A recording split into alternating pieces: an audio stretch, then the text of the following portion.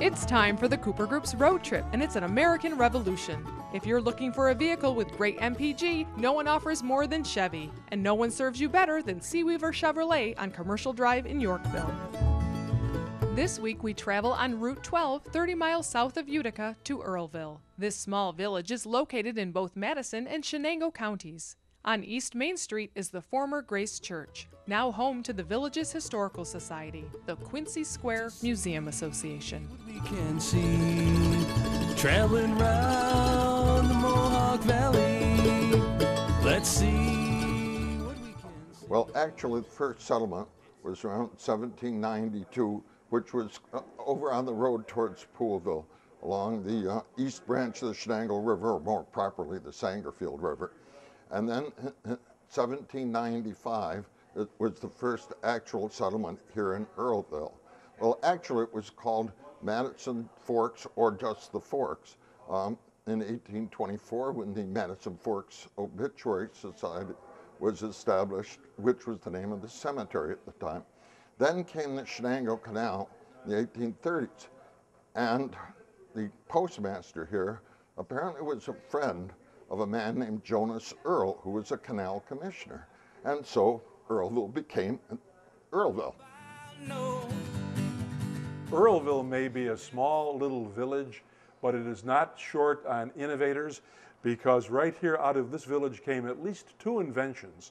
One is this low-down wagon, and the reason for it was to make it easier for all the delivery men, it was men back then, in terms of their knees and whatever else, getting up and down. It's right down by the ground.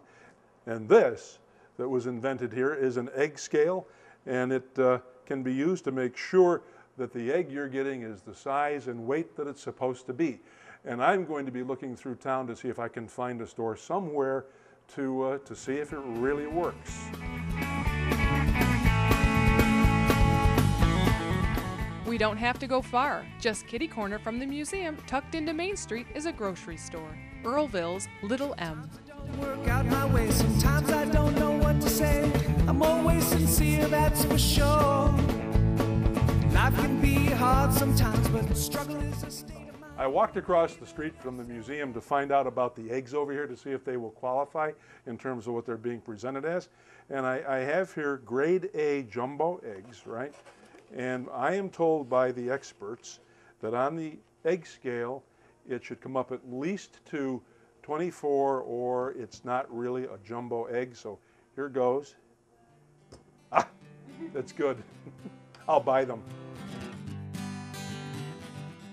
Right next door, we visit the historic Earlville Opera House, which has served as a focal point for community activities and the arts since 1892. Today it houses a beautiful historic theater, two art galleries, an arts cafe, and artisan gift shop. It was originally built in 1892.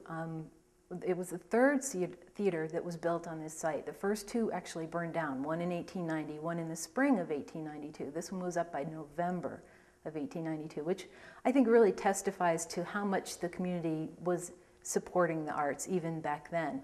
Today, what we have are two art galleries. We have arts education, and we have a theater program, both in our 1892 historic theater as well as in our little arts cafe. We've got Lynette Stevenson. She's a professor of painting at Colgate. We think that she's a very interesting contrast because we're going to be bringing in a lot of teens during this particular time. Our other show is Teens Art, so it's a peer-to-peer learning process as well as just an appreciation for all the talent in the communities. Be sure to come here to catch a performance and enjoy this beautiful theater with the balcony that wraps all the way around. It is acoustically perfect. There's no need for any kind of amplification here. The stage is also something very traditional.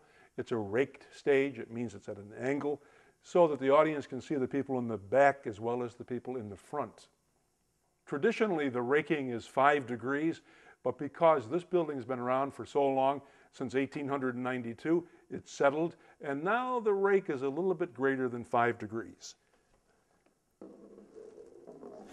On display now at the Earlville Opera House Galleries is the Teens Art Show in the West Gallery and Lynette Stevenson's Red Cross series in the East Gallery. The gallery is open Tuesday through Friday 10 to 5, with the opening receptions this Saturday from noon to 3. Thinking life's not fair. She hasn't been